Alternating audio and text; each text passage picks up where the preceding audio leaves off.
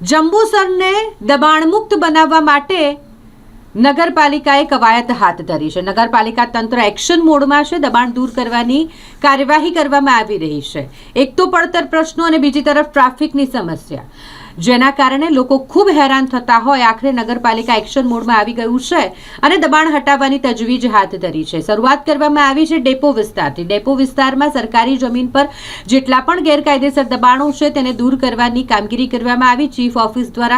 Chief officer દ્વારા સ્પષ્ટ જણાવી દેવામાં આવ્યું છે કે તબક્કાવાર શહેરના દરેક વિસ્તારમાં જે ગેરકાયદેસર દબાણો ખડકી દેવામાં આવ્યા છે તેને દૂર કરવામાં આવશે। હાલ શરૂઆત ડેપો વિસ્તારથી કરવામાં આવી છે। ડેપો વિસ્તારમાં જેટલા પણ દબાણો હતા ગેરકાયદેસર હોય અને ટ્રાફિકને અડચણરૂપ થતા હોય તેવા તમામ દબાણો દૂર કરવામાં આવી રહ્યા છે।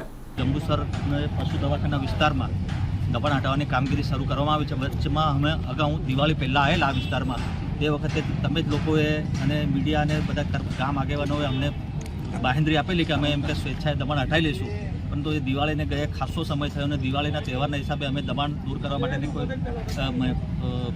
આપેલી, પણ આજથી હવે અમે જંબુસર નગર વિસ્તારમાં જે સરકારી જમીન પર જે દબાણો છે દૂર કરવા માટેની કાર્યવાહી શરૂ કરીએ છીએ। જંબુસર નગરના કયા કયા વિસ્તારોમાં દબાણ દૂર કરવાના છે?